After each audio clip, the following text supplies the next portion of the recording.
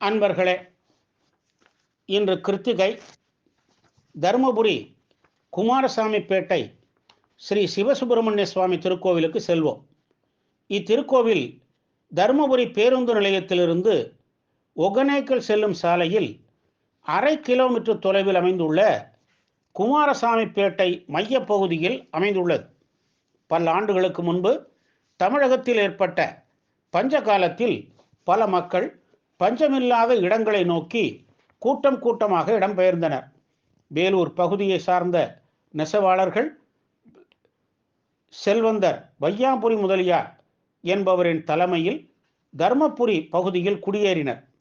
முருக பக்தராகிய வையாபுரி முதலியார் தங்கள் வழிபாட்டிற்காக முருகன் கோவில் கட்ட விரும்பி தகுந்த இடம் தேடிய போது அப்பகுதியில் வாழ்ந்து மறைந்த சித்தர் ஜெயகணேசர் சமாதி அருகில் கோவில் கட்ட விரும்பினர்.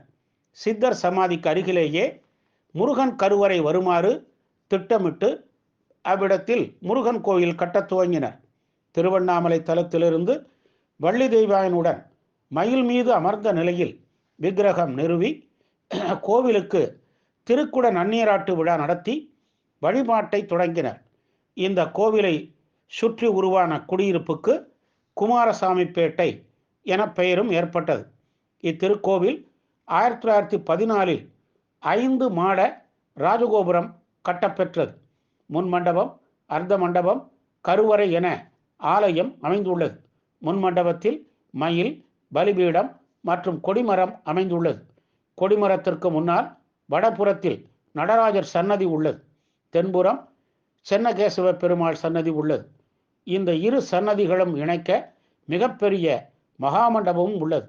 சென்னகேசவ பெருமாள் சன்னதியின் பின்புறம் துர்க்கை சன்னதி உள்ளது. திருச்சுற்றில் வடகிழக்கில் நவகிரக சன்னதியும் இதனை அடுத்து யாகசாலையும் உள்ளது. இதன் எதிரே இடும்பன் சன்னதி உள்ளது. மேற்கு வாயிலில் 3 நிலை ராஜகோபுரம் உள்ளது. ஆரம்பத்தில் மக்கள் காவடியை வைத்து வணங்கிய முதல் வழிபாட்டு தலம் ஆதலால் காவடி கோயிலாக இந்த திருக்கோவில் திகழ்கிறது. இத்திருக்கோவில் கிழக்கு பாகத்தில் உள்ள திருக்குளத்திற்கு முன்பாக மயில் மண்டபம் உள்ளது. கிழக்கு வாயிலின் தெற்கு புறம் மாரியம்மன் சுயம்பு மூர்த்தமாக விளங்கி அருள் பாலிக்கிறார். வடபுறம் அமைந்துள்ள பிள்ளையார் கோவில் இப்பகுதியின் எல்லை கோவிலாக திகழ்கிறது. இக்கோவிலின் உப கோயிலான ஸ்ரீ விநாயகர் திருக்கோவிலின் முன்பு கந்த சஷ்டியின் போது சீரசம்ஹார நிகழ்வுகள் கோலாகலமாக நடைபெறும். இத்திருக்கோவிலில் தை மாத பெருந்திருவிழா நடைபெறுகிறது. தேரோட்ட நாளில் தேரை பெண்கள் மட்டுமே வடம் பிடித்திருப்பது இங்கு தனிச்சிறப்பாகும். ரோகிணி நாளில் கொடியேற்றத்துடன் தொடங்கி தை பெருவிழா 11 நாட்கள் நடைபெறும். அது இம்மாவட்டத்தின் மிக பெரிய விழாவாக நடைபெறுகிறது. மாதாந்திர கிருத்திகை, சஷ்டி, ஏகாதசி, சித்திரை வருஷப்பிறப்பு, வைகாசி விசாகம், ஆனி திருமஞ்சனம், விநாயகர் சதுர்த்தி, நவராத்திரி, ஸ்ரீராமநவமி, ரதசப்தமி, ஐப்பசி அன்னாபிஷேகம், கந்த சஷ்டி, லட்சார்ச்சனை, மகா சிவராத்திரி, திருவாதிரை, பங்குனி உத்திரம் போன்ற விழாக்கள் இங்கு நடைபெறுகின்றன. திருமணப்பேறு, மகப்பேறு, நோய்கள் குணமாக இங்கு பக்தர்கள் வேண்டுகிறார்கள். முடியிறக்கல், காவடி எடுத்தல், பால்குடம் போன்ற நேர்த்திக்கடன்கள் செய்கிறார்கள்.